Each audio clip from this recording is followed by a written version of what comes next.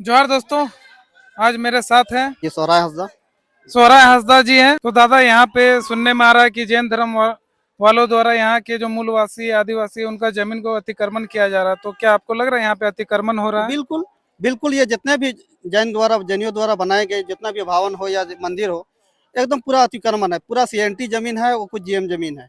कहीं किसी प्रकार का बता दे, कोई जैनियों बता दे कि कहीं से कोई एनओसी मिला होगा, तो किसी प्रकार का एनओसी नहीं मिला हुआ है। और हम लोग ने इसे बहुत चीज के बहुत तथ्य हम लोग इकट्ठा किए हुए हैं।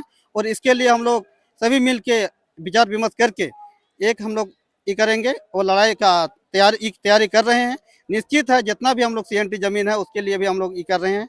और उम्मीद है, और हम लोग का पूरा संगठन अगर एकजुट रहे तो निश्चित है इन लोग का जितना भी अवैध कब्जा है उससे हम हटाए मुक्त कराएंगे। तो दादा, एक बात बस जानना चाह रहे हैं कि आप बोल रहे हैं यहाँ पे अवैध कब्जा है, तो सरकार इसके खिलाफ क्यों कोई कार्रवाई क्यों नहीं कर रही है?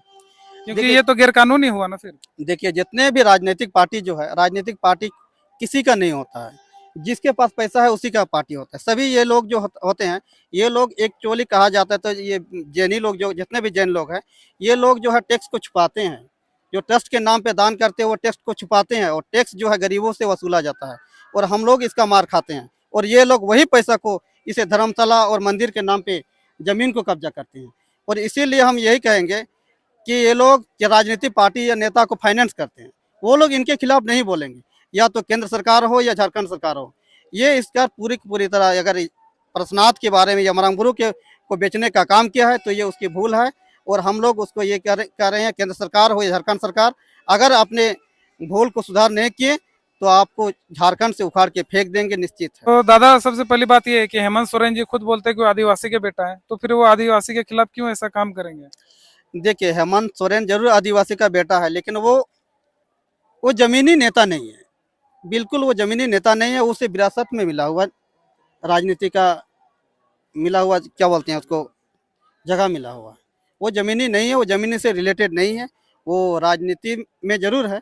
वो गुरु दिसम गुरु शिबू सोरेन का बेटा, उसका सम्मान करते हैं, लेकिन वो सही में जमीनी नहीं जानते हैं। लेकिन उसको जानना चाहिए, ये जब प्रश्नाथ पहाड़ की बात नहीं है, मरांगबुरु की बात है, उसको समझना चाहिए। जबकि वो भी अपने गांव की मांझी हराम है, जो प्रमुख है, वो भी किसी जहर थान में पूजा करते हैं, या हम लोग का सरहुल हो या सोहराय में पूजा करते हैं। सबसे पहले हम लोग मरांगबुरु के नाम पे पूजा करते हैं। उसको समझना चाहिए कि इस पर जैसे वो कुछ भी नहीं किया, जैसे केंद्र का नोटिफिकेशन आया उसी को ही पेस्ट करके ये कराए हैं। वो कुछ उसमें संशोधन नहीं किए हैं। इसको विचारने मुद्दा। तो दादा, आप बोले जो यहाँ पे अवैध अतिक्रमण हुआ है उसके खिलाफ आप लोग कार्रवाई करवाएंगे, जैसे कि जैन धर्म वालों का अतिक्रमण हुआ है। लेकिन एक बात मैं ये जानना चाह रहा हूँ, ठीक है, जो यहाँ पे अतिक्रमण हुआ है, तो जैन धर्म वालों को कहना है कि हमने अतिक्रमण कुछ नहीं किया, हम लोग ने बस यहाँ पे, हम लोग तीर्थ स्थल है, हम लोग बस तीर्थ करते हैं और गेस्ट हाउस जैसा रहने का व्यवस्था है। साथ ही हम लोग कारण ही यहाँ का आम आदमी, यहाँ का जो मूल निवासी, उसको रोजगार मिल रहा है। हम लोग नहीं रहेंगे तो ये लोग आजीविका नहीं रहेगी। अच्छा, ये बताइए, जैन लोग जब यहाँ नहीं थे तब यहाँ के लोग क्या भूखे मर गए थे? जैन लोग जब यहाँ नहीं आए थे, जैन लोग तो आए हुए हैं, यहाँ से तो है नहीं ना, उसका कोई आईडी प्रूफ है या खतियान है, कोई ऐसा तो है नहीं।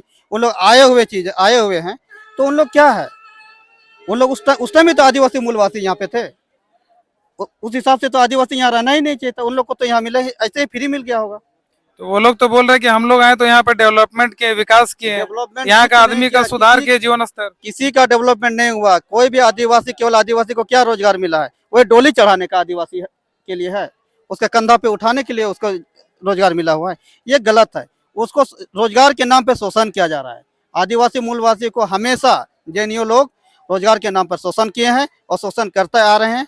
यही है और कुछ नहीं है। किसी तरह का कोई भी आदिवासी गांव में आप घूम के देख लीजिए कहाँ क्या होता है। जो आदिवासी इसके खिलाफ आवाज उठाता है उसे या तो इनकाउंटर कराते हैं, या क्या बोलते हैं नाम के, मैंने नक्सली के नाम पे यही किया जाता है। सबसे पहले अजय टुडू का किया, फिर मोतीलाल बास्के का किया, वही किया जा रहा है और कुछ नहीं, क्योंकि इनके पास पैसा है। हाल फिलहाल में इसके बाद जो हम लोग 10 तारीख के बाद जो प्रोग्राम हो, उसके बाद ही इन लोग 1-2 गांव में सीआरपीएफ परेशान किए हैं। पर जैन धर्म वालों का कहना है कि वो लोग तो अहिंसा के मार्ग पे चलते हैं, कुछ नहीं, और बस शांति प्रिय रहना चाहते शांति हैं। प्रिय आपने सारा कुछ आप त्याग किए हैं, तो फिर जमीन का है, जमीन किस लिए आप हड़प रहे हैं? उनका कहना है कि बस अब तो निस्वार्थ भावना से बने हैं ना जी मुनिए। निस्वार्थ भावना से आप बने हैं, तो जमीन काहे के लिए आप कब्जा कर रहे हैं? काहे का इतना बड़ा बड़ा इमारत बना रहे हैं, धर्मशाला बना रहे हैं, किस लिए? अब आपको शायद यह होगा कम से कम 100 एकड़ में उन लोग ई करके कब्जा कर लिया होगा, उससे भी ज्यादा होगा। अगर धर्मशाला बनाए तो कितना 5 एकड़ 10 एकड़ में बनाए, तो ऐसा तो लग रहा है कि पूरा 100 एकड़ में यहाँ तो कब्जा कर लिया है। तो यहाँ पे जो आप बोल रहे हैं कि इतना ज्यादा अतिक्रमण हुआ है, तो यहाँ का पुलिस प्रशासन और जितने भी नेतागण है वो क्यों इसे होने दे रहे हैं?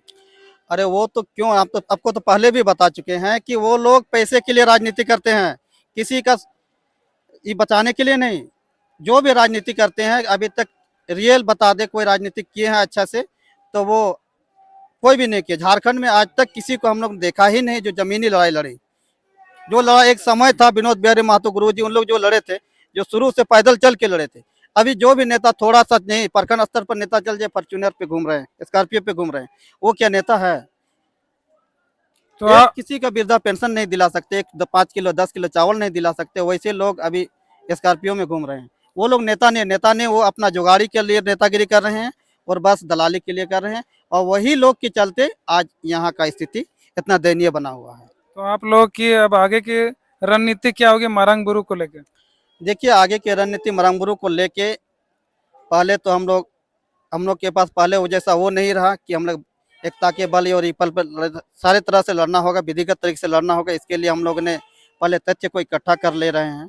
जब तक पूरी तरह से पूरा तथ्य इकट्ठा नहीं होंगे, उसके बाद सभी एक समुदाय के नहीं, आदिवासी में जितने भी समुदाय लोग हैं, हो मुंडा, जितने भी लोग बुद्धिजीवी लोग हैं, या महतो में हो या जितना भी हो झारखंडी लोग हैं, सबको बुद्धिजीवी को बुलाएंगे और हम लोग एक एक एक ई को मंच तैयार करेंगे और ऐसा एक गठन करेंगे कि कैसे लड़ा जाए इन लोगों से, कैसे यहाँ पे मुक्त करें, क्योंकि इतना आसान नहीं है कि यहाँ की इन लोग को यहाँ से हटा देना। तो अकेले नहीं, कोई एक भी समुदाय कोई बोल देना, महतो समाज, ये कुर्मी समाज या तो आदिवासी समाज बोल दे, अकेले से लड़के इन लोग को हटा दें, ये संभव नहीं है। इसके लिए इन लोगों से लड़ने के लिए एकजुट होना ही पड़ेगा। नहीं तो इसके पास, ये लोग के पास पैसा है, पैसा के दम पर कुछ भी कर सकते हैं। केंद्र सरकार हो या झारखंड सरकार, प्रशासन भी इन्हीं के हो रहेंगे। हम लोग कितना भी विरोध करते रह जाएंगे, ये लोग मानेंगे नहीं।